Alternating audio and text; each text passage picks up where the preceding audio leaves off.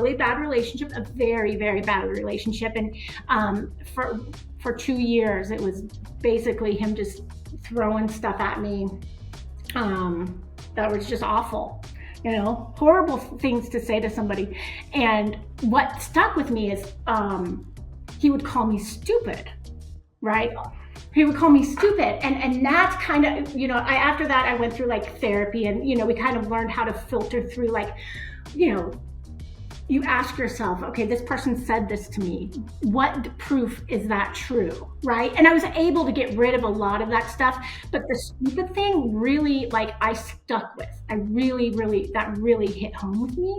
And that's, to be truthfully honest, and I've never told anybody this, but to be truthfully honest, that's why I started med school. Because I was like, I want you to write me a check that says Dr. Tamara Lambert.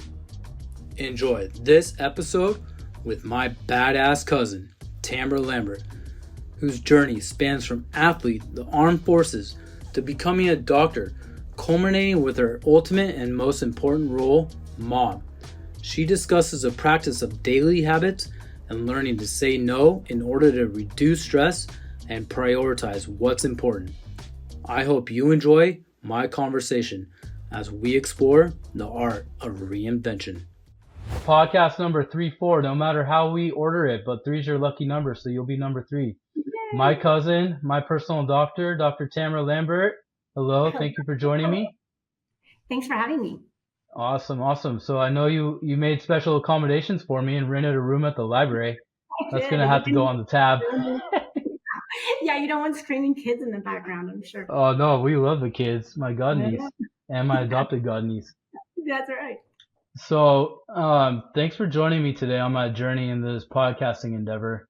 It's been quite a 2 or 3 year journey as I tried to launch this, and I finally was like, fuck it, I'm doing it. So here we are. So, if, all the things that can go wrong will, as we've already seen before we hit the record button, we're a little late, but, so why I wanted to interview you, and what I was telling you before is I wanted to reconnect with people from my past and kind of distill people's journeys and produce a few nuggets that people that are in our space can take away. So with that, I have a few themes, observations that I've noticed about you. One is your ability to reinvent yourself. Yeah. And I think that dovetails from your journey. So why don't you give us a thumbnail sketch about your journey, wherever you want to start and whatever you're comfortable talking about. All right. So you know what? It was so funny when you sent me this outline, because I'm in the process right now of, kind of getting rid of a lot of people I follow on Instagram. Like, I had no idea I was following 2,000 people. And number two, like, some of these people that I follow are like these Amazon influencers or something. And they're just like tearing open bags of like just junk and like aggressively. It's just bizarre. And so I'm getting rid of all of that, right? Because I believe that, here's your little health tip first is, health is the media you consume. It's not just the food you put in your mouth, the drink you put in your mouth. It's the thoughts you have. It's the environment you're in. It's the people you're around. It's all of those things, the habits. Of course, we talk about habits all the time, but right. So I'm in the process of just like eliminating. And I came across Mel Robbins, who kind of like, I don't know if you know her, but No, tell me. I was thinking Spice Girls. A prior lawyer or something, and then she became this motivational person, and she puts like these little like snippets of motivation, or I don't know what she says, but and I think in one of her, like in the post I was like kind of like ready to delete, while I was reading it, your outline popped up like on my like email. I'm like, Logan Quirk, Tamara's outline. And I was like, oh, okay. And I just had read Mel Robbins, and it said, nobody knows what they're doing. I'm serious. It says on this post, nobody knows what they're doing. Even the people with the big degrees and the fancy job titles, no one knows what they're doing. And then I open yours and I'm like, oh my God, this is life in bullet. That's irony, right? I was like, does Logan know Mel Robbins? And did he send a copy of this outline and be like, look at this chick, she's crazy? No. Maybe we do in a former life. Apparently, we have a lot of soulmates that maybe are in common. I know. So that was so funny. And so when I was looking through, I really, if you don't know me, or if you do know me, you're going to be like, what was she thinking throughout this whole 46 years now? And the only time, Logan, that I actually knew what I wanted to do for sure, was in middle school and high school. And I knew I wanted to be a volleyball player. Like, that was it. I wanted to be a I, volleyball player. I remember That you was and it. your mom were badass volleyball players. And that was it. And so, like, my senior year, um, it wasn't a pipe dream. Like, it was, that's what I worked for. My whole, like, Mamba mentality, right? Mm-hmm. You've got to, like, play in the R.I.P. dark to Kobe. shine in the light, right? So I mean, I didn't care about friends. I didn't care about school. I didn't care about anything. All I want to do, volleyball, volleyball, volleyball, volleyball. And that fell through because I had a coach, and she was my senior high school coach, varsity coach, and she had a daughter that played the same position as I did, outside hitter, same graduating class. And at the time, this was 96. We didn't have social media. We didn't have a way to advocate for ourselves. And you had to do it all through your coach, is basically how you had to do it. You got a little conflict of interest there, huh? With a little conflict of interest. And we had this really, like, important tournament during the summer, and I was on her same team, because at the time you could only have 2 high school players from the same high school on a summer team. And we came up to Chicago and we played in this big national tournament. And I remember that girl, that coach's daughter, saying to another player, like, why is she going to be on this team? And it pissed me off. Like, it really pissed me off. As it should. Yeah. So I played amazing in that tournament, right? Because if you piss me off, I do very well. Like, I've got to be channel that anger, huh? Make it into some positive energy. Yeah. And so that was before my senior year and varsity year of high school, and we just killed it that tournament. We came in 9th, I think, 9th or 14th in the nation at that tournament, and there were big scouts there. And then I get back, and people are like, "Oh my God, you did amazing!" But blah blah blah blah, right?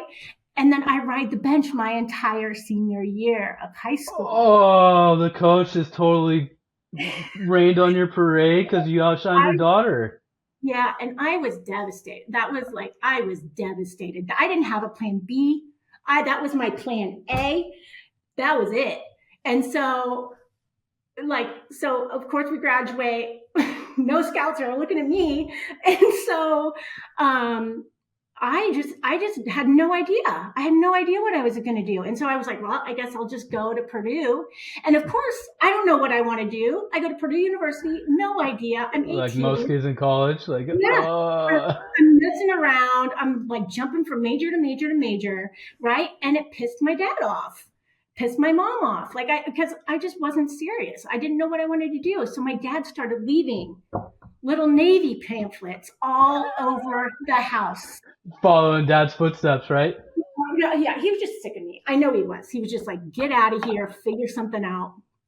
So I just, like, one random day, I picked up this little newsletter, this little pamphlet from the Navy, and I was like, I'll show you. And I just went to the recruiter's office.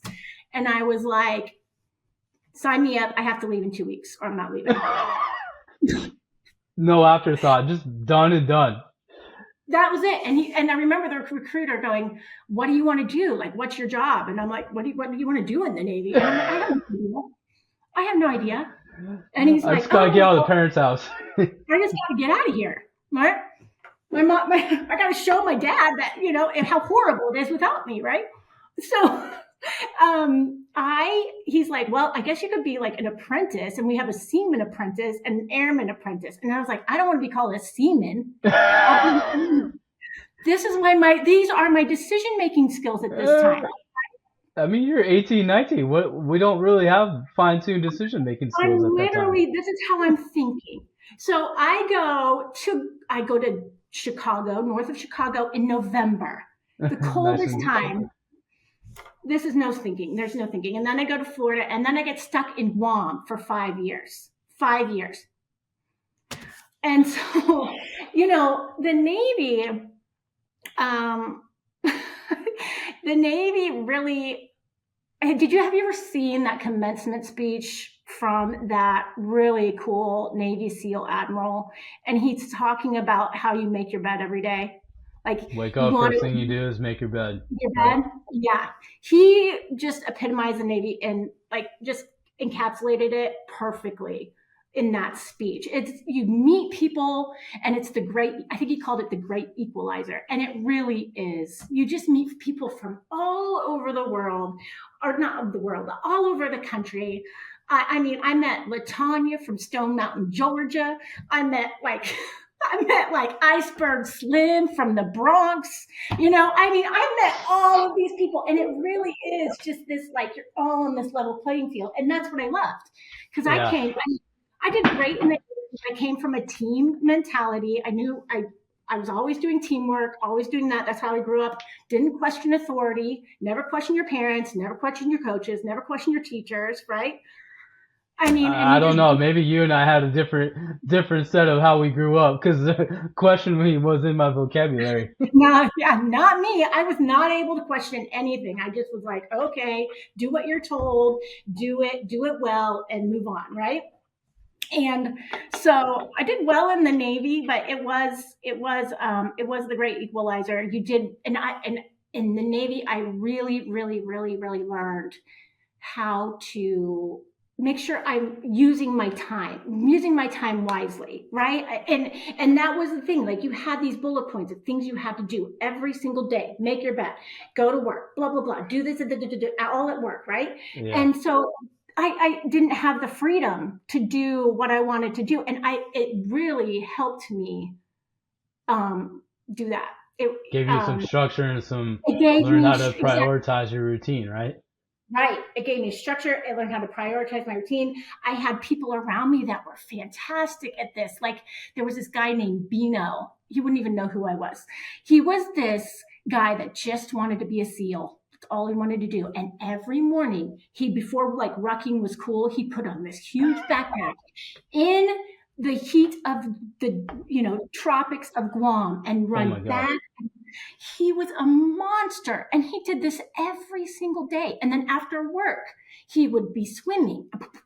And I just remember like watching this guy, and I was just like in awe. And he became an actual SEAL. Of course he did.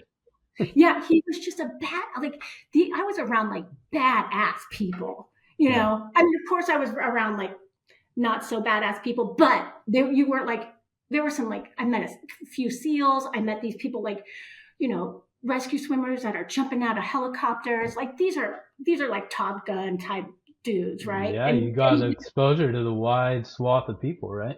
I did, and it really did help me prioritize and learn how to do that, and structure my day. And that was really helpful because I was just like I said, I was running around going, "What the hell am I supposed to do?"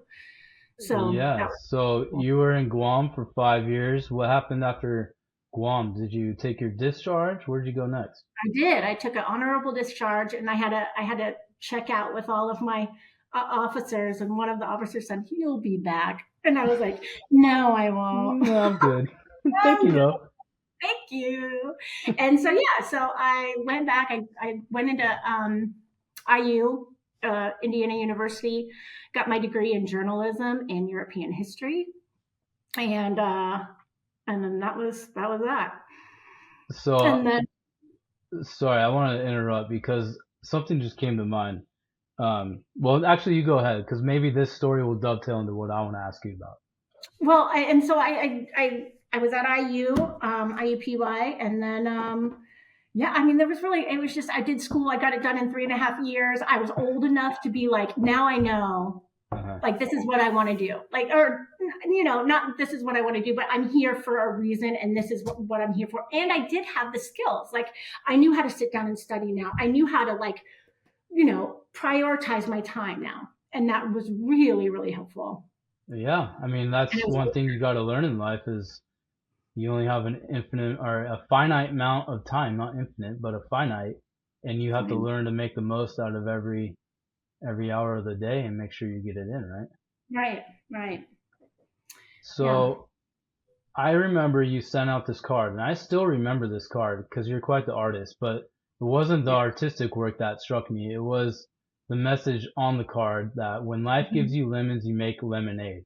And That's I don't know right. if you remember that card, but to I me, do. that really encapsulates your mentality. Tell us Yeah. a little bit about that mentality, where it came from, did you learn it, and how you've applied it in your life still to this day. Well, life is hard. It throws things at you. It throws things at everyone. Everybody doesn't get out of this unscathed, right? We, life is not meant to be easy. I tell that to my girls all the time, and they're 4 and 5. Like, this is not. We're here to learn lessons. That's the whole point. I Yeah. mean, and I think, what am I going to do? Just lay down and be like, give up? You got to keep moving on. You got to keep the, what It's is called that? one foot in front of the next, right? Right, right. Even if it's small steps, you got to do it. You got to do it. Get up and Um, make your bed every day. yeah, and and honestly, I did most of that stuff just because, like I said, I do things because people piss me off, and that's how I started medical school. I was in a really bad relationship, a very very bad relationship, and for 2 years it was basically him just throwing stuff at me, that was just awful, horrible things to say to somebody.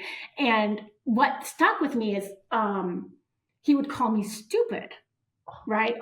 He would call me stupid, and that's kind of, after that I went through like therapy, and we kind of learned how to filter through, like, you know you ask yourself, okay, this person said this to me. What proof is that true? Right. And I was able to get rid of a lot of that stuff. Sure. But the stupid thing really, like, I stuck with. I really, really, that really hit home with me.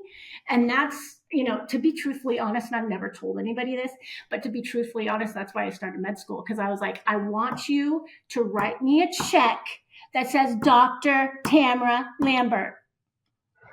That's awesome.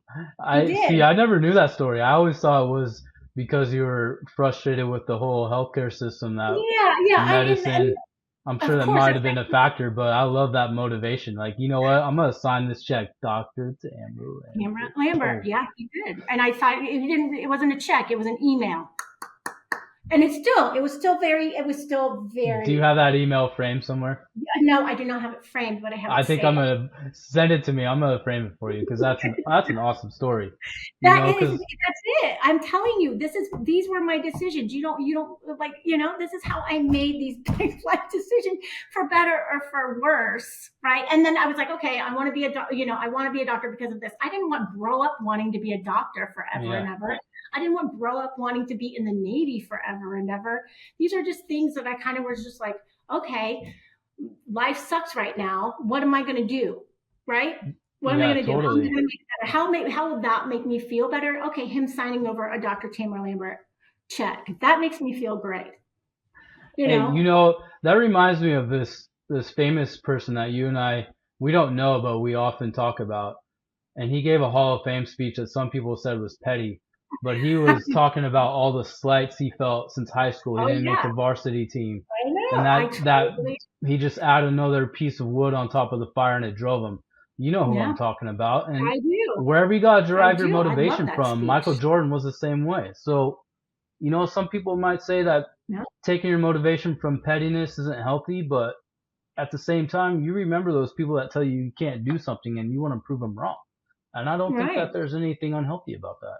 Yeah, I don't either. I don't either. And honestly, you know, um, yeah, I look back and I think, oh my God, this is all over the place. And um, this, what was I thinking? And this was just crazy. But I really do believe that all of these little paths and everything, every decision I make really does and has led me to this point where I'm at now. Like, I can't raise my girls without all of these stories. I can't raise my girls without all of these experiences. And I can't raise them in this world without all that I've gone through to this Totally. point. So So let's take a step back because you mentioned being a doctor, but you're yeah, not what most people would consider a conventional doctor. Tell us about your no. decision-making process to go to being a natural doctor instead of going to be an MD or a DO, something like that. Yeah, well, I just was going through the list, and I had my brother had a friend, and his wife was a naturopathic doctor, and I was able to talk to her, and it really made a lot of sense. She was a naturopathic doctor in Seattle. She went best year, and it just really resonated with me. It was common sense to me. And you start with the food, you start with the basics, and work your way up, right? It's this hierarchy of treatment, right? You don't Sure. start at the very top and start giving people medicine when you can fix the easy stuff, right? Uh-huh. Fix it at the root level here, right here at the bottom, where it's easy to fix your food and everything else and your Well, I stress. won't say it's easy because we have some habits that are tough to undo, and you've been on me for about four or We 5 years. do. I'm like, I'm working on it, cuz I'm working Yeah, on it. I know, we do, and yeah, we do, and you have to have the motivation, and you have to have a reason. There has to Yeah, be a reason for you want to change. And for most people, they get really sick. They're waiting for that change, and they're like, "Oh man, shit, I'm sick. I'm really sick." Right? But your body does not. It's not. Your body doesn't work like that. It's not a switch. You're not healthy one day and sick the next. It doesn't work like that. If you get heart disease in your 50s, this probably started in your 30s, right? From your bad habits. So you got totally. to really think about that. And putting a band-aid on it with a lot of medication, right? It might keep you alive, but does it keep you alive well? And are you just gonna like you know I You don't gotta know. address the root of the problem instead of just tackling the symptoms, right? Right, right, but you have to have the motivation, and that's really frustrating as a naturopathic doctor, like any doctor, I would say at this point, because there's a lot of good doctors out there, MDs, DOs that are trying to do it the right way, but it's super frustrating. It can It be seems super that in the frustrating. last 4 or 5 years, there's been a shift to this more holistic, comprehensive style of treating the patient, not just prescribing medication or dealing with the problems. Can you talk about how maybe the people and maybe our country in particular has come around to this level of thinking? Yeah, I don't know if they have. I think maybe in your I I'm that whole Ozempic thing has thrown me for a loop. I feel like people are jumping on that bandwagon like it's just the next big thing, and it is for them. Well, it's kind of a shortcut or a hack for people, but what you're practicing isn't a Um, shortcut or a hack. It's more of a lifestyle. it And is, it if is. you do follow your lifestyle, you're going to see changes. It's not going to be drastic, but it's going to be incremental, but it's going to be long term instead of temporary. So the people that Right. maybe take Ozempic, they might see drastic change, but then they have to actively keep at it, and you can't keep taking that drug. Well, I don't know. I don't know anything about it, but I would imagine that once you get off of it, you either revert back to where you were with your bad habits, or then you get on a new path, which you've been preaching for a long time. So maybe some people can use it as a kickstart and then jump on the path, but at the same time, they got to get on a healthier path in order to enjoy better longevity, better life, better health span, all that good stuff, right?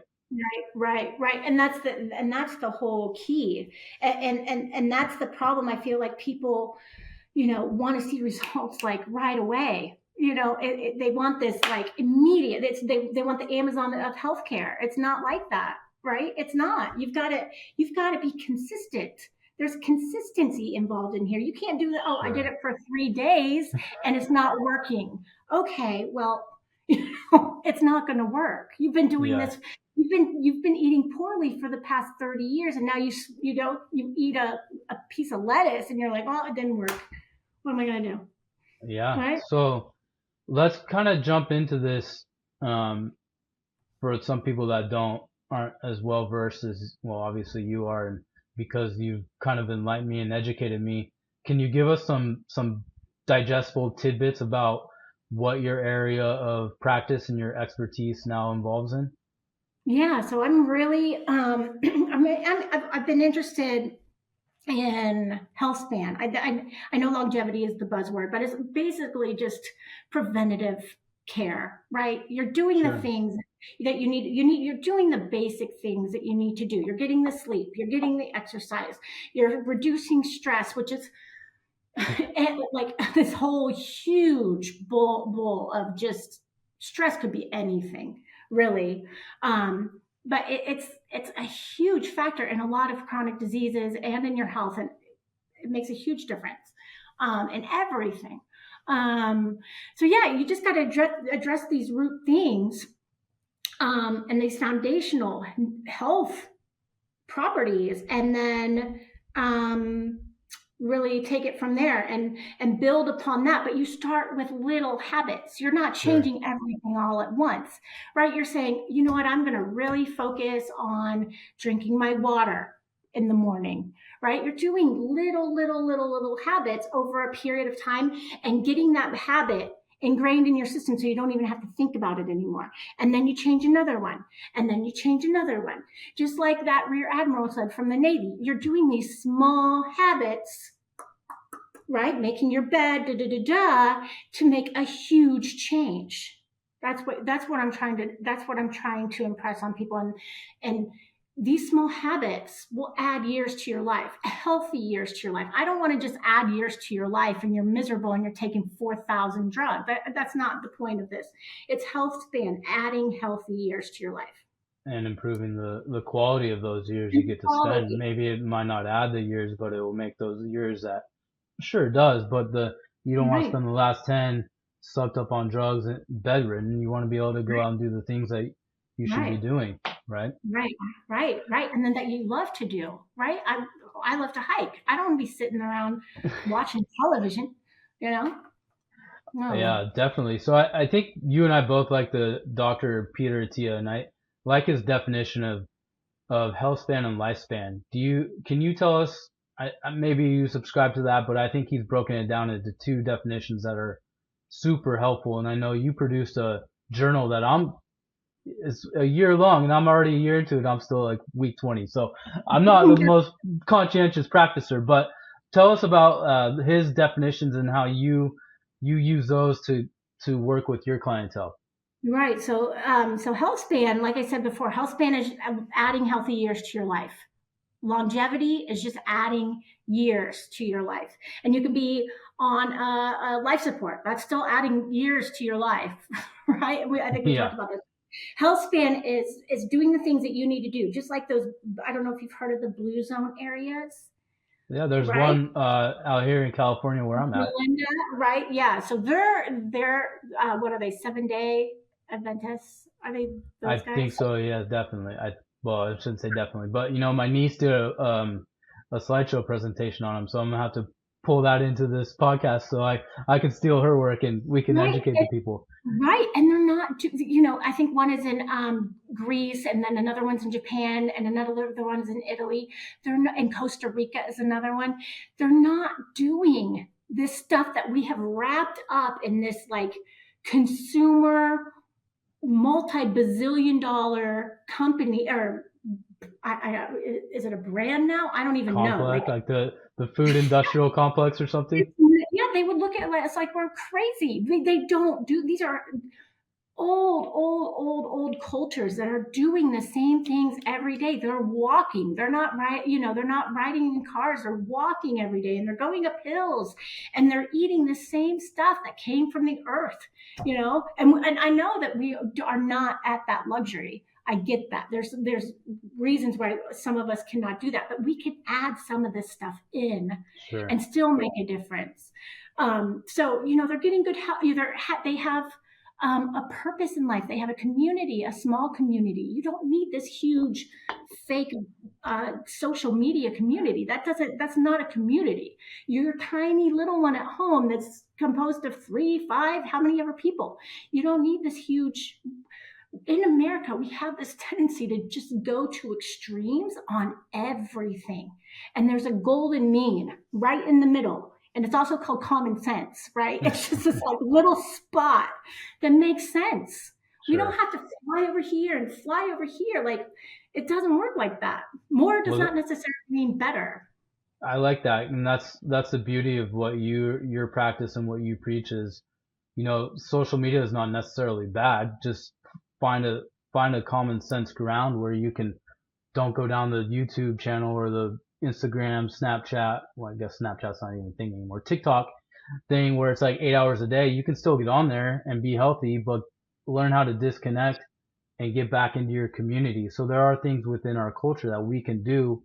It's kind of like moderation is the key to life. I don't know if that's an Right, accurate synopsis, but it seems to right. be that there's little habits we can reintroduce into our daily routines that will make us healthier. And you don't have to hit 10 out of 10.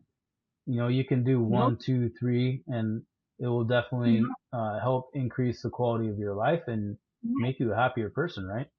right. Yeah, exactly. So, Happier, healthier, everything. I mean, more balanced. Like, the stress is gone. Like, these people that, you know what, these people have very little stress to worry about. And when they do have stress, they have healthy coping mechanisms to deal with that stress. So it's really nice. that's one thing that you're on me about the stress because I did all the battery of tests and I had a Yeah. high glucose and we couldn't figure out why. And you're like, "Are you stressed?" And I was like, "No, no, I don't think so." But my tolerance for stress in my mind is probably Oh, greater than yeah. my body's letting on. So I think that's one thing about our culture is we developed a high tolerance for stress levels and we're not seeing how it's actually affecting us until we get older. But when you run these tests, you're like, oh my gosh, this actually does have a physical effect on my body. Like I'm glucose intolerant, I think is the term. And Right. it's one of those things. And okay, what can I do to become less stressed? And simple little things, meditation, waking up and not jumping into the phone. And, I try and get into that, but sometimes the default mechanism overrides you shouldn't be in the phone. But it's those little things that you can implement in your life that will help lower these stress levels and kind of help you become a happier person. But it's Right. not easy, it goes back to just being disciplined, I think. It does, and you, I noticed, are doing a really great job. I noticed on your Instagram that you are now walking at work, which I'm very proud of you. That's a huge Every deal. half hour I'm out of my desk. Everyone thinks I'm restless, but No, it's great. And how do you feel? Has I it, feel great. And another thing I've kind of implemented into my daily work routine is I change locations probably after 4 hours. So I'll go to the office and by like 2 o'clock, I'm going home and I'm probably eating and doing my thing, good, getting some personal time in. And if I have some work left over, it'll be in the evening. Now I don't have good. kids, so I have a little bit more flexibility, Hmm. but it's those small changes. You can feel it in your body, like you're starting to get restless or you're starting to get tired. Instead of drinking another cup of coffee, which I love, Me go too. go for a walk or go do some push-ups. And my brother's a big proponent. Every morning he does 150 push-ups, and he has this whole routine. He's like, "Let's do the push-ups today."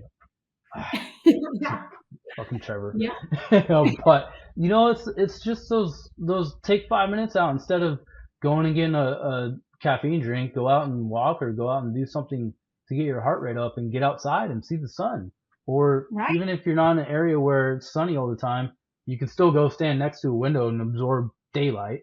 Or if right, it's dark, you can get one of those special lights that Andrew Huberman talks about, so you're absorbing vitamin D. Or what you will have some of your patients do, I know, is take supplements, and right. that can Yeah, also be a path where you can take natural supplements. So let's kind of evolve or segue into that, how you use other tools if people don't have that luxury of taking time off of work or they don't work for themselves, how they can take something away from this discussion and how they can use whatever's out there to help improve the quality of their day and get everything they need to thrive in life.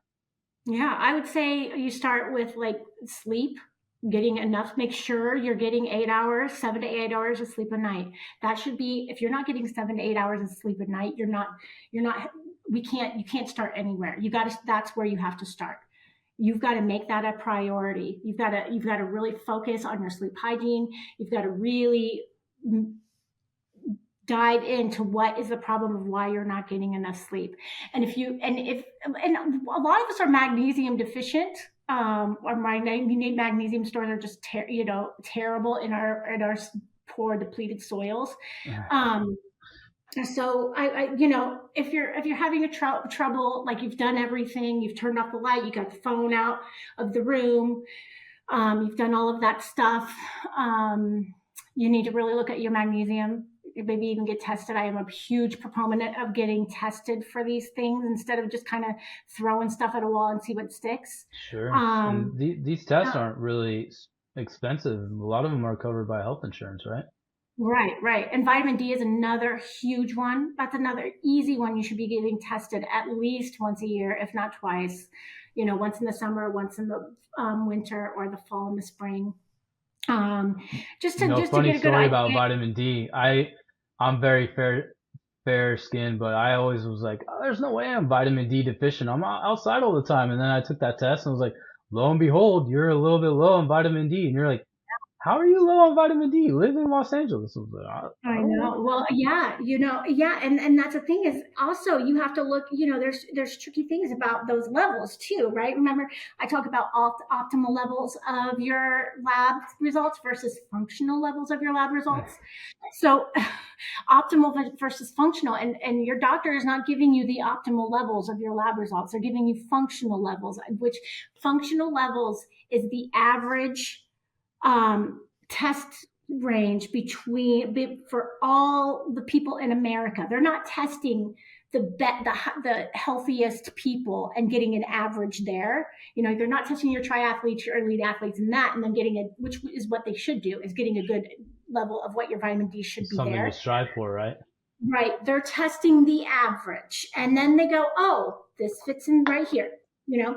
Everybody in America fits. This is the average of everybody in America, and this is where functionally you should be. It's usually, if you want to be optimal and you want to live healthy and happy for a long time, you need to be way higher than that. Yeah. Much higher. Probably, I always say probably over 100 for vitamin D, right? You really need to be there, like ranging between 75 and 100, right on that like nice little cusp. So are they reconfiguring these threshold levels now with all this new literature and data coming out? No. It reminds me of the BMI scale. I remember you sent out a newsletter, and my mom was like, "Did you know that they tested people from like World War I and they were?" And I was like, "Oh, so why don't you tell us about how they got that scale?" And that kind of is emblematic of how the threshold level is not very relevant to today's society.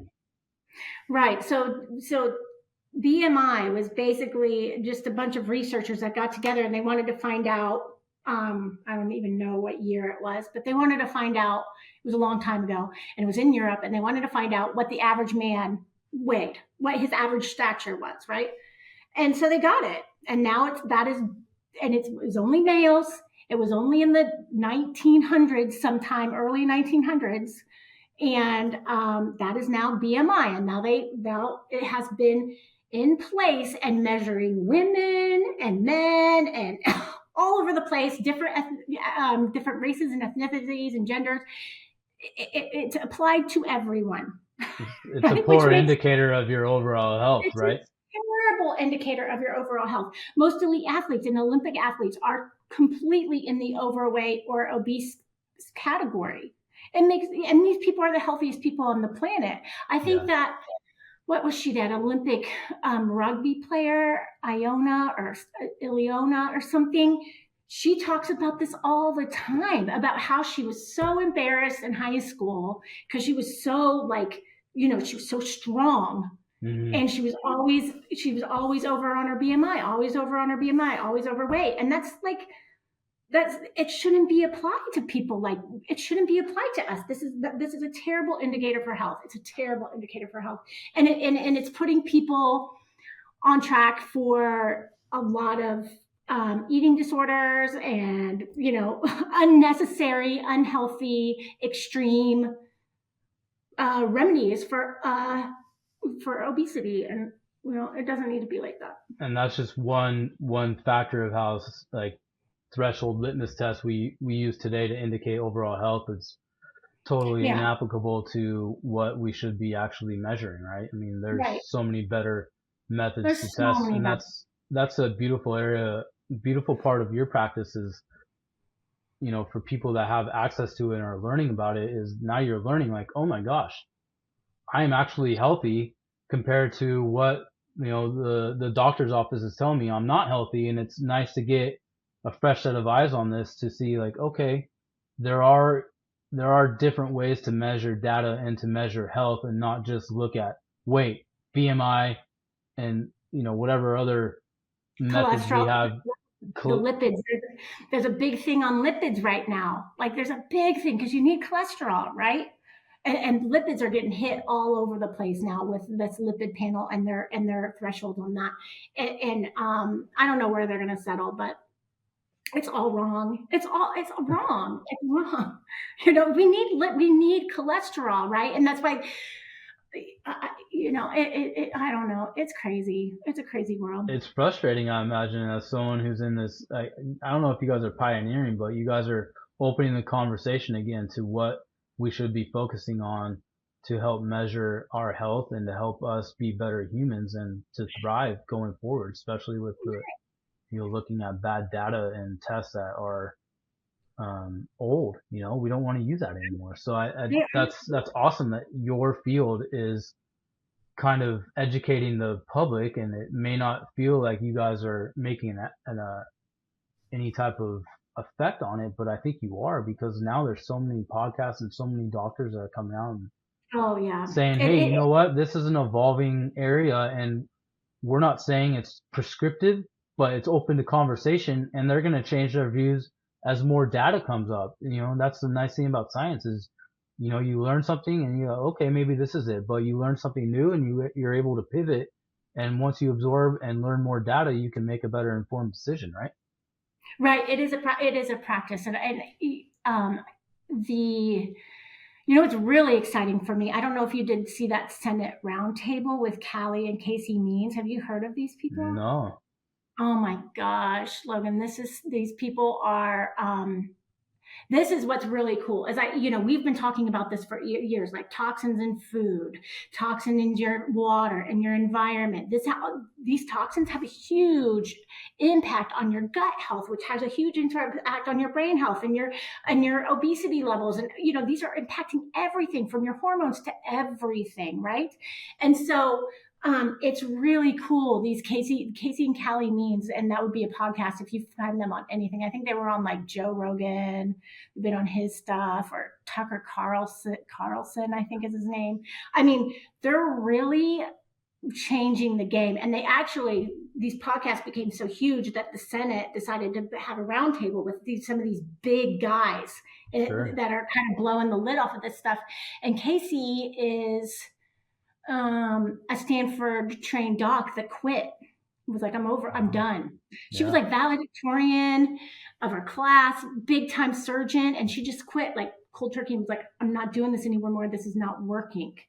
This is the way of medicine is. It's not working. We need to address the food. I was in medical school and I didn't even get a nutrition class is what she's telling people. She's blowing the lid off of this stuff.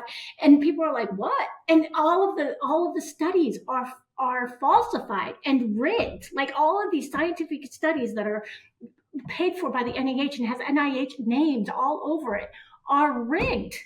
And it's terrible. They're poisoning us. They are poisoning us. And then Callie Means is her brother, who came from DC, and he was a lobbyist for Coca-Cola and all of these big guys, and he's blowing the lid off of these guys. So not only do they have the science, but they also have the inside exposure, like the whistleblower, popping the lid off what is, money controls the outcome of how we're raised. And I thought it was bad. Like I thought it was bad. But when you hear them on this podcast and they're just like telling, just no holds barred, they're just going at it. You're just like shocked about how crazy it is. crazy. Yeah. I can't believe they can literally do this. Like, it's bad. I don't want to get into politics, but hey, money controls a lot of our decisions and the way we live our life. Oh, I know. I know. Um, I so I know. kind of want to put a bookend on this. You mentioned the medicine that's coming out. I think I'm a big fan of Dr. Tia, but some of his podcasts are really hard for me to listen to. I think he calls it medicine 3.0. Is that the terminology that's correct? This Who's new this? Dr. Tia. His Oh, I think he labels it medicine 1.0, 2.0, 3.0, oh, right. Yeah, and he yeah. talks about it in his book Outlive. And so what you're talking about, I think, would be medicine 3.0 can work in as a complement to medicine 2.0, which has been good, but now we need to make the next evolution, and that's kind of the space you're in. Yeah. And it's neat to see this come into the forefront and seeing how it's going to change and evolve, because it's new and it's going to evolve, but it's also going to help once we have more people who have a fresh set of eyes on this, putting in the effort to make sure that this is coming to the forefront of the public consciousness, right? Yeah. Yeah.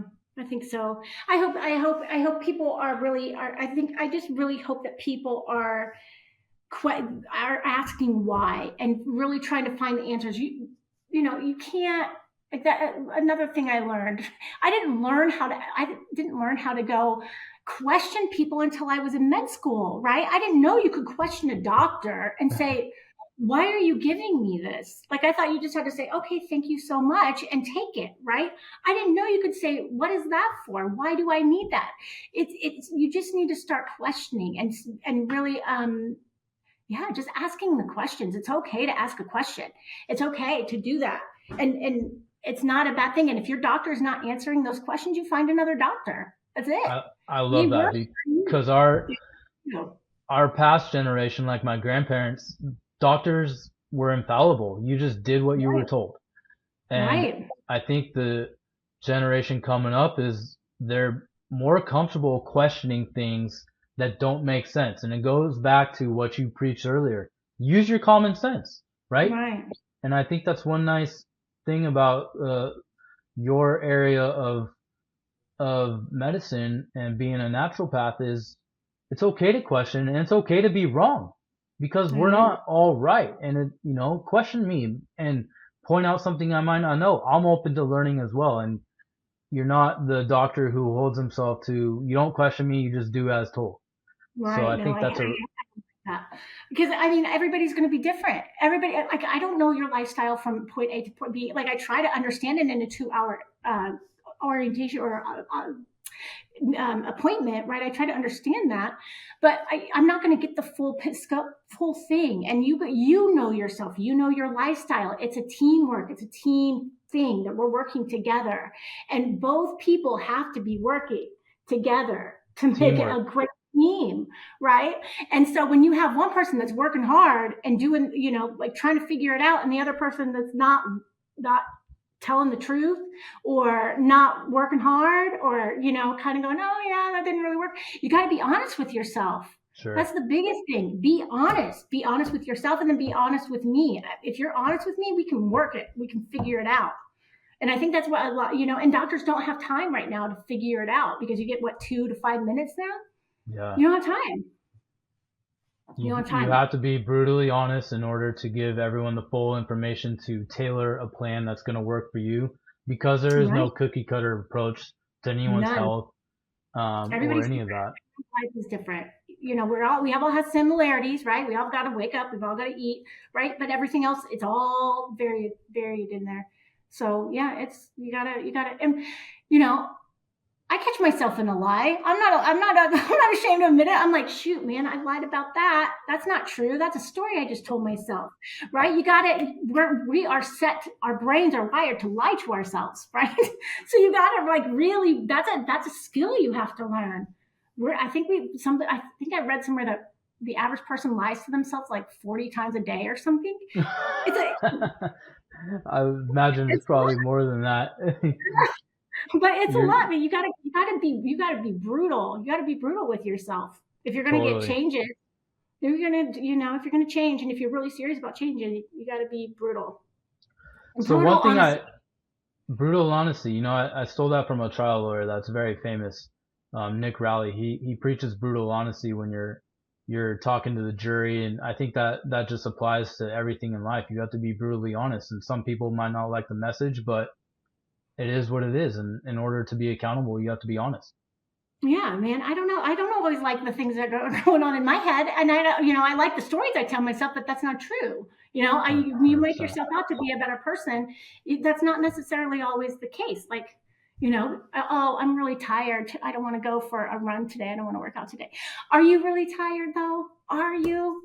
Wouldn't you feel better if you just like walked a little bit and then see what happens? I always Yes. do. I never regret going out for a walk and then maybe, something more happens, or I just go for a walk. I love walking.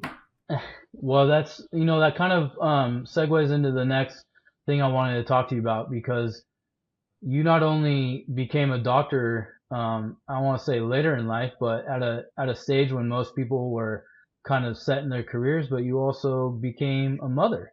So I talk did. about balancing out being a entrepreneur, a doctor, and then having kids later in life, because people There's might say, "Oh, no, I don't have enough time," I but don't. how do you go There's, back to balancing and prioritizing your schedule?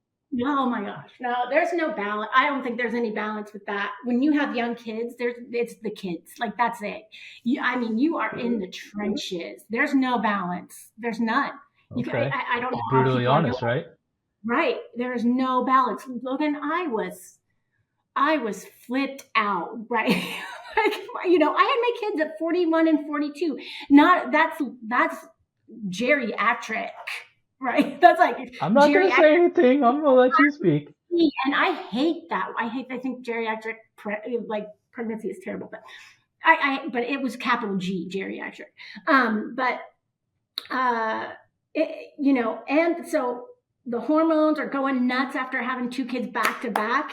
Um, and thrown into perimenopause, and all of this stuff is just going wild.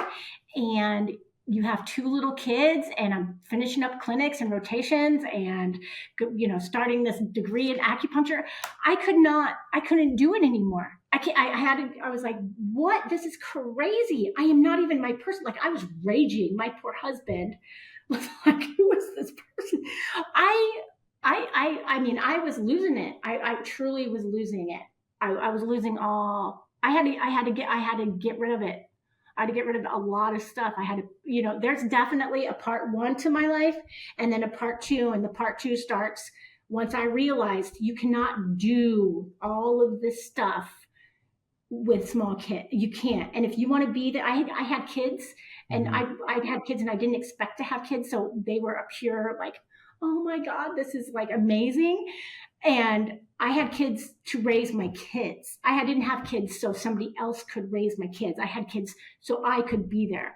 Um, and so yeah, I just had to get rid of it, and I had to get rid of a lot because I was just not the I was not there for my kids. I was not there for my patients. I was not there as a wife and as a person. I was Sure. horrible. Well, that's got to be Um, hard to admit, because everyone says, not everyone, but a lot of people say, oh, you can find balance. And you corrected me on that and said there was no balance, but you had the self-awareness to at least know that and then eliminate the things that weren't serving you at the time.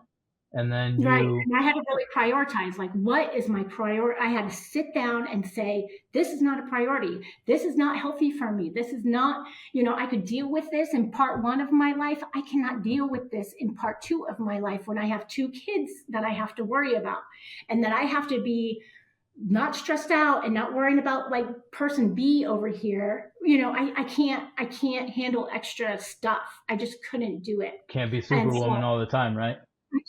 I can't. It breaks me. It broke me. To be completely honest, it broke me down. So I had to make some big changes, and I pissed some people off probably, and I made some people mad or hurt some people, but I have a family to worry about now, and I have two kids that are reliant on me, so I had to do that. Yeah, but that's, you can't live life to please others. You have to live life to live your own life and No, recognize yeah, what's and first in your life. right. And Right. And that was that's a part lesson that one. a lot of people, myself included, have. I don't know if I've come to accept that, but that's got to It's be, hard. it's got to be hard, but it's also necessary in some point, right? Right. You have to do the hard things. And it's a like hard thing to do. Right. And yeah, I spent part one people pleasing and making sure everybody was happy. And, I'm not happy, but everybody else is happy. Right. And you're saying yes to everybody and making sure everybody's okay. But like, they're just taking and taking and taking from you. And you're giving, giving, giving. And you can't, when you have kids, when I had kids, I couldn't give anymore. Like I can't. You don't have enough to get. You don't have those reserves to give anymore. You Sure. just don't. The art of saying no has be how liberating was it when you were comfortable finally accepting, like, you know what? No is not a negative word. It's necessary at this point in my life, right? Like saying Yeah, no to no, people, I'm sorry, but I'm not really sorry, so I'm not going to apologize. This is what's best for yeah, me and my family, and I'm unfortunately not available to help you anymore. right. Yeah, it's no is a complete sentence. I found out. Quick, I don't have to It's a explain noun my. and a verb, right? I don't have to explain myself. Right. I don't. And if it was too much, if it was like, and I have to be very conscious of how much stress I take on, especially now, like in perimenopause, I'm getting these like crazy panic attacks for no reason. So I have to be very careful of like what I surround myself, how, and I'm really simplifying just everything, everything, just from my Instagram account to my like decluttering. I mean, it's like it's everything is simplified That, down to that's great. Paring down is sometimes it's like spring cleaning in your house. You just have so much stuff. You just gotta right. shed the old and kind of It's like spring I cleaning your don't need this mind, stuff anymore. right? Your brain's very spring cleaned. It's just clearing it all out, clearing it all out. So that's another thing that I we've talked about. It's the role of mental health, and we've kind of touched on it, but not hit it directly. Or maybe we have. What is the role of mental health in your practice, but also how you coach? I don't know even know if you're coaching or helping consult with clients anymore, but if you were, mental health has kind of had a resurgence in our consciousness. Can you touch on that a little bit through not only your own journey, but I know you talked about it when you went through your bad relationship, but also in practice with what you preach on the health span side. Right. Yeah. No. Um, the point of naturopathic medicine is your brain and your body and your spiritual self is all connected. It's not separate, right? The Western medicine thinks that they're all separate systems, and they're not. They're all connected. You have these nervous systems, right? Parasympathetic and sympathetic, fight or flight, and rest digest, right? These things are controlling everything with your hormones and everything. It's all connected. You can't separate it. So if you have a really, you know, stressful life in whatever capacity that is, I don't, stress can come from anywhere, anywhere. It can be, I mean, anything. It can be your work, it can be your family, it can be anything, right? Hmm. And it could be good stress or bad stress. It could be like big T trauma and little T trauma, right? These little microaggressions that are just constantly hitting you. Um, and that's a thing that you have to sit down. I think I've told you this before. You have to sit down and make a list of all these things that are just eating away at you, and it's affecting your health. Right? Right after my bad relationship, my back blew out, and it's from that trauma of like keeping everything in because you can't speak up. I never spoke of anything. Kept it all in. I didn't tell anybody, Hmm. right? And you hold that trauma inside of your body.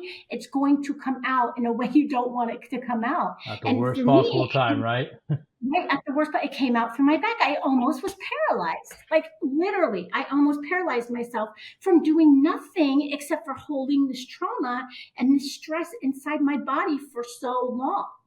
Right. And that is, and so I'm very serious about I can't afford the stress. If I want to live a long time for my kids, like I said, I had them at 41 and 42, and I do. That's my main goal at this point in my life. and that's my main focus, is I want to be here for my kids and I want to be here in the best capacity I can. I've got to get rid of everything that does not work for me. And if I think about it in a bad way and I'm ruminating on it and I'm like running it over and over in my head and I'm crying in the bathtub or whatever, that's something that it's if it's not important, if it's not in my top list of priorities, it's gone. It's gone. And it may be hard. It's a hard thing to do on a lot of things, but it's got to, if you have this focus and you have a reason, and my kids are my reason. I didn't have that before. Like part one, I was like, okay, I'll just take it and, go home and cry in the shower. It's fine. You can keep saying that shit to me. It's fine. Right? I can handle it. I So have you kids couldn't now. handle it and your back blew out. Right. I have kids now that I can't do that. And they can't have that. They can't have my oldest is so it's crazy. She's so intuitive. She knows energy. She gets it. I know it sounds crazy, but she gets it. Kids are sponges. You think they don't know what's going on, but they know. She's amazing. Like we were driving somewhere and we were all sitting in the car and Pete and Stella were kind of making fun of me. And it was at first it was funny and then they kept doing it. And it was kind of like, I could feel myself getting a little tight. Uh-huh. I hear Violet in the back, my oldest, crying.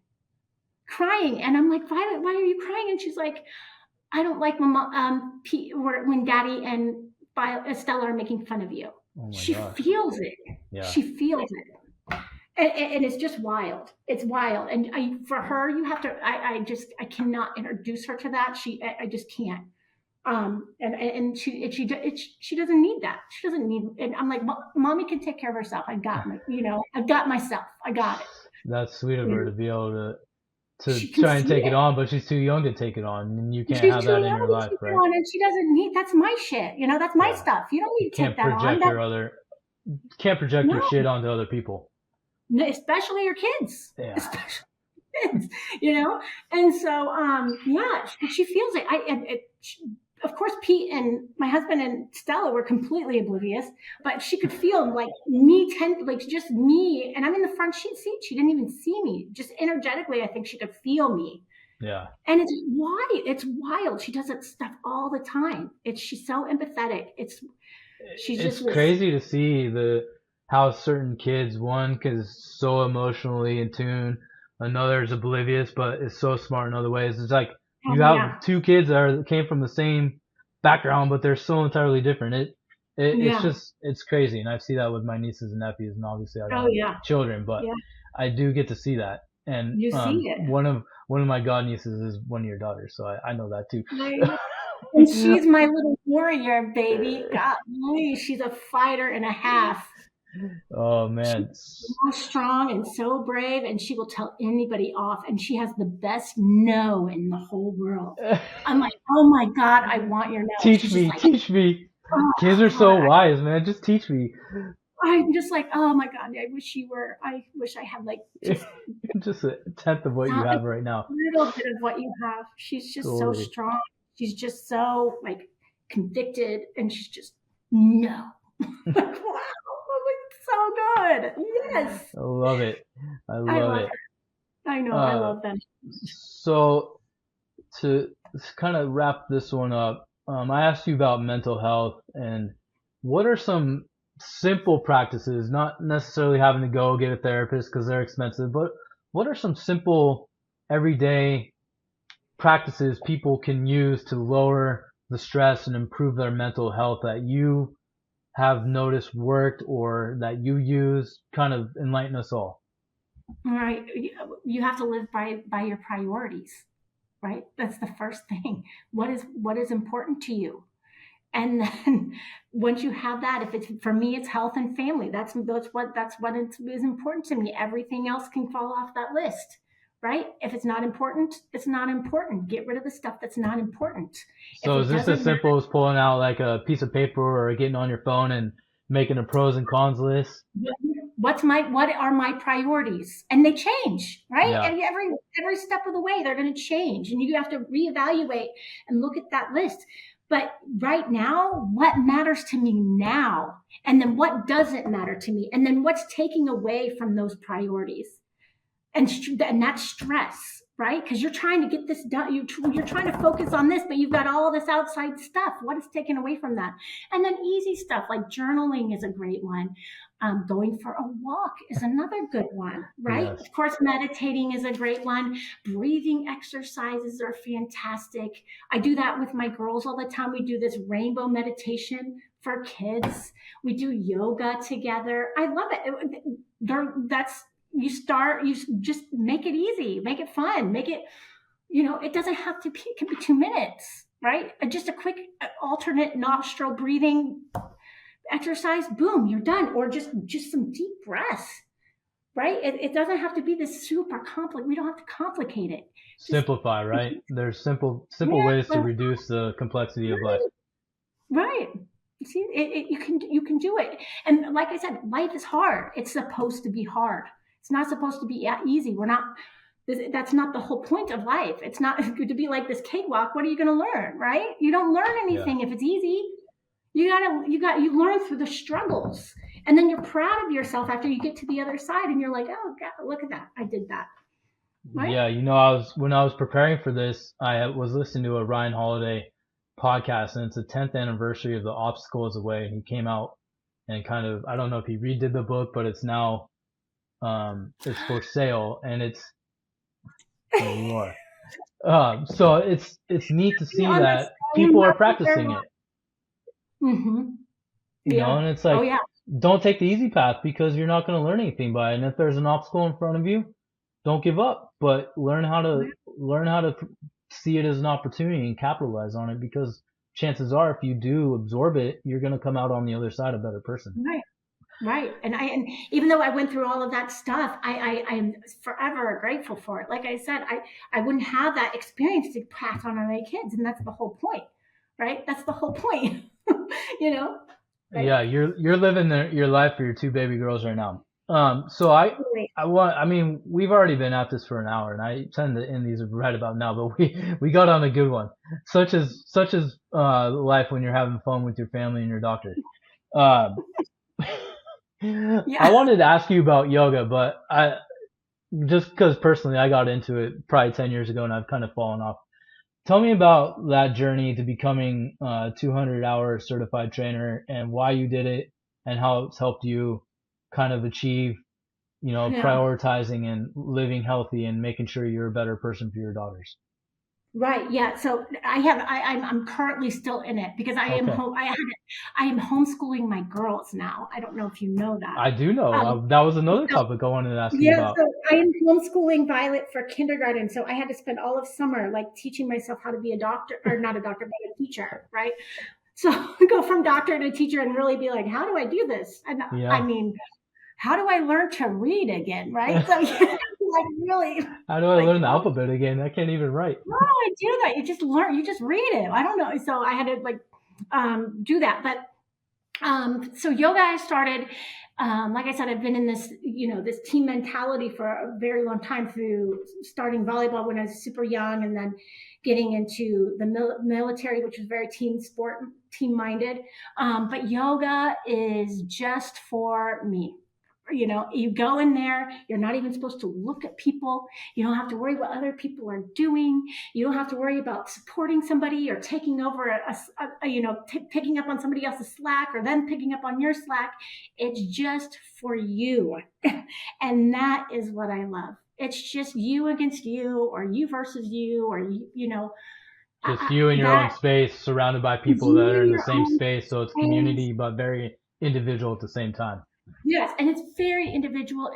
And that's where I'm having a hard time. I love learning about yoga, and that's why I took the training. I don't know if I necessarily want to teach, because I don't want to become responsible for other people. Right? Mm-hmm. I really don't. In that space, I think it would kind of ruin it for me. I know someone who very well that. I call her affectionately my wife. She's certified a long time ago, but she's like, I'm never teaching. It's mine. So I fully understand that. And I was like, why don't you ever teach? And she gave me that same reason. I understand it. It is. It takes something. I think it would take something away from me, and I don't want to do that. Totally. Maybe it would add to. I know a lot of people say it adds to, but right now I like teaching my girls yoga, and that's about it. That's And I awesome. like learning Well, more about it. I like the chakra. I think that's super interesting. yeah, and You know, it's a nice way. It's kind of like exercise in general. Each person has their own way of getting lost in themselves and being physically active, and whatever works for you, and you'll find something. right, It's just about right, moving and being active and making sure you're treating your body as well as you treat yourself and your mind. I think that's kind of one of the lessons I'll take away is it's not just one thing you got to do. It's a comprehensive, holistic effort in order to further yourself spiritually, emotionally, and physically, so you're living the best version of your life. right. And but you can't do it all at once. You got to do it in little pieces, little steps, baby Can steps. only eat the elephant one bite at a time, right? Exactly, exactly. Don't try to take it all at once. You're gonna start. Awesome. You're gonna give up. So, You put it. tell me a little bit about this homeschooling journey you're on. Are the kids gonna go throughout? Are they going to kindergarten at school, or what's the plan for the girls? Stella's in school. Stella's in preschool, but she works on the days that she's not, and she does lessons with Violet on the day she's not in preschool, and she loves it. And Violet's doing kindergarten, and we have a couple. We outsource a couple of things that she gets her like quote unquote socialization. Hmm. Um, no, but yeah, it's something that we did to because we live in the schools can be crazy here. Um, Yeah, so it's you something gotta that look we at did, where your school district looks like, right? right? Yeah, and I'm very lucky. I'm very lucky. Pete only works 4 days a week. My husband, so we're very lucky in that situation. We're in a very good area outside of Chicago that has so many resources to do this. But yeah, I really do like it. I plan everything out for her. We set the day, and I can teach her when I want to teach her. She gets her math in, she gets her science in. I'm not one of those weird like unschool deschooling thing. I'm not on that bandwagon. I don't. It's not something I She's subscribe getting her to. core lessons, but getting some other stuff that maybe the school's not They going to get, give her yeah, at the same time. I'm like, Violet, it's time to sit down and do your math. Like that's, we've got to do things we don't want to do. Here we go. Let's go, but she loves it. She loves math.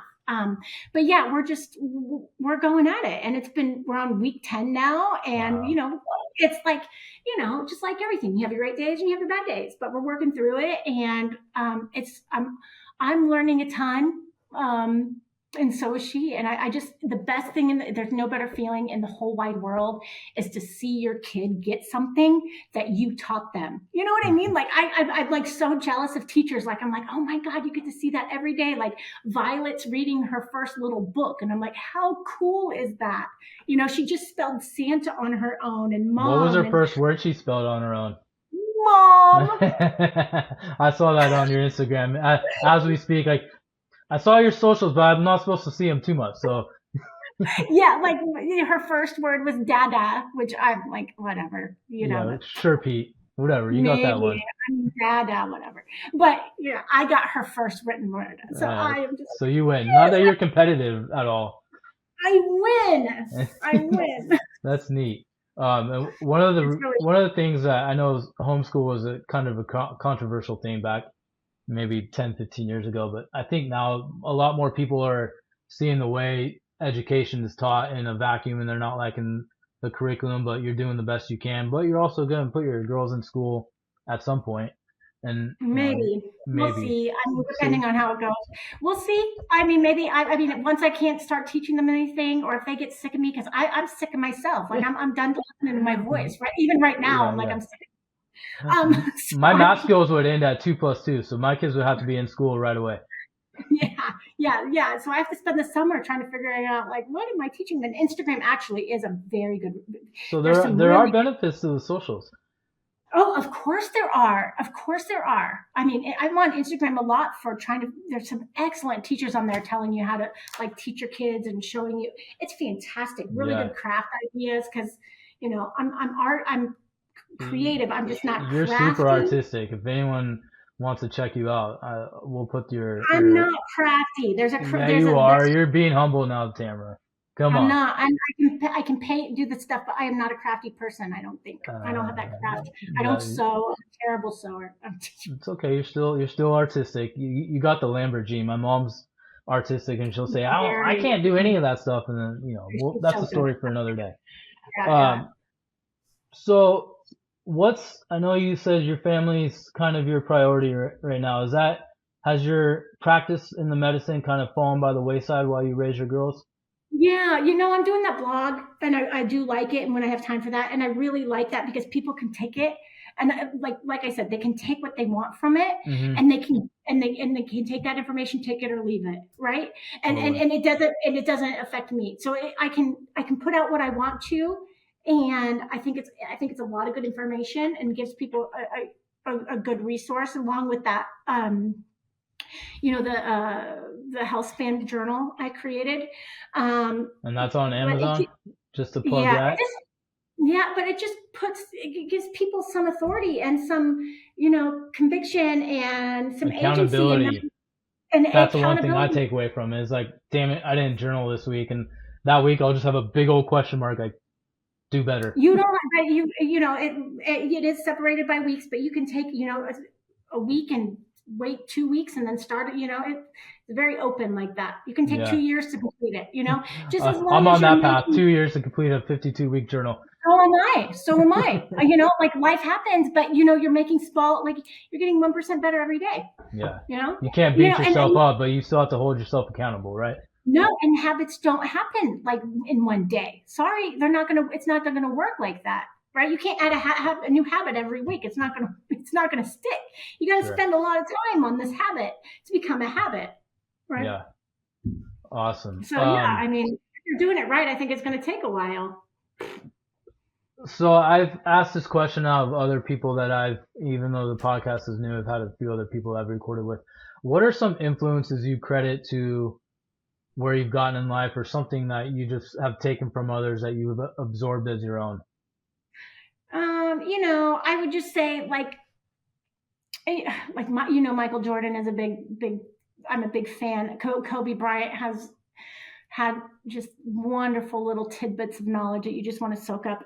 Another one is David Goggins. He's a little extreme, but I mean, more than Be uncommon extreme. amongst uncommon people.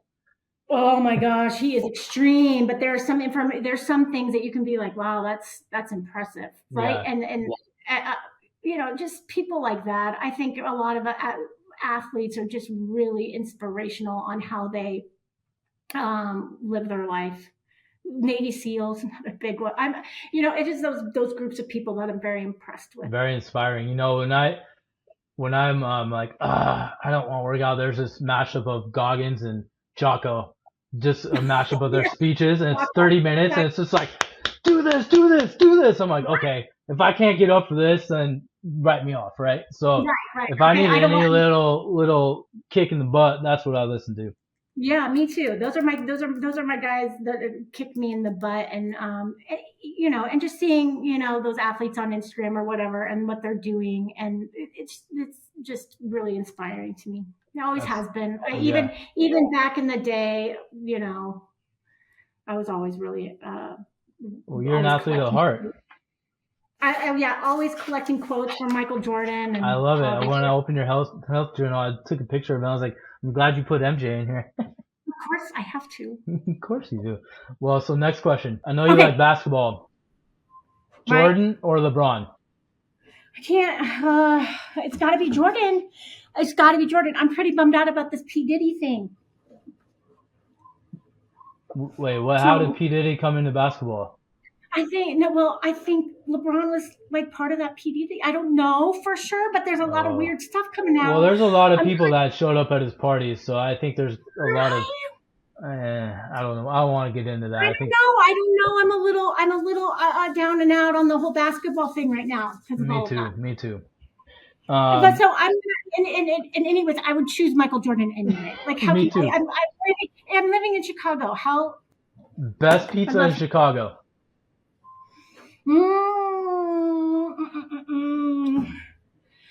It would have to be this. Oh man. I'm asking the hard questions last. I know. I don't know. It would have to be like Giordano's is really good.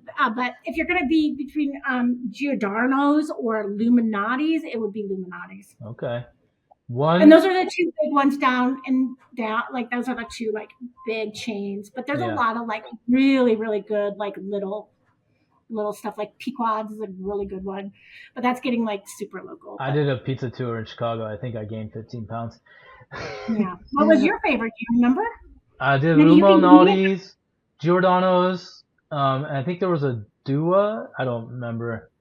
I It's know. all See? running. There might have been some beer involved that might have distorted the memory a little Oh, bit. I man. know I'm not supposed to cop to that, but since you're my doctor and I'm being brutally honest, I Oh, still that's drink a good. little bit here and there. You should, but you should. I'm not trying to ruin your life. No, but you got to as you get older, you gotta temper back because you can't do what you used to do. You can't handle it. Uh huh. No. Yeah, you can't handle it. Um, No. one question that I asked others is, what was your favorite job in your Being a whole mom. being a Being a mom? mom. That's it. I thought you were gonna Yeah. say being my personal shopper at Nordstrom's. Yeah.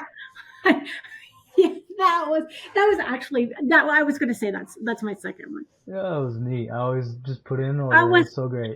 I fun. was never That was dressed better. Now Nettie, she's like, "What happened to your style?" I'm like, "Tamara retired." Tamara's not in that anymore. Yeah, yeah. I shoot, I'm not. Yeah, you should see me. I'm terror. I no, Hey, you're mom no. now. That takes the cake. Quality over quantity, though. I'm still always still preaching quality over I quantity. like that. And that Yeah. leads to the last question or Okay. topic. What is one message that you wish you could put out into the world for everyone to hear? There's a few. I would say probably. How do I want to say this? What you do day in and day out, your habits is who you are as a person. That's it. The things you do day in and day out is exactly who you are. Well, cuz it's always been fun catching up with you. As your mom says, we're It's- soulmates. I miss you. I love you. Thank you for joining me on this journey. Um, I I wish you love all you. the I best. miss you. I wish I was doing this in person, but next time. Too. Yeah, you're in LA though. I'll be out there soon. I just got to get You rid want, of some of the work stuff. But again, thank you for yeah. taking the time and Is that renting a a room in the priority? No. library. Hey, this All is right. part of me prioritizing my schedule so I can get back to talking to I the people love that it. mean the most in my life. So thank you I again. love it. I Thanks for appreciate it. including me.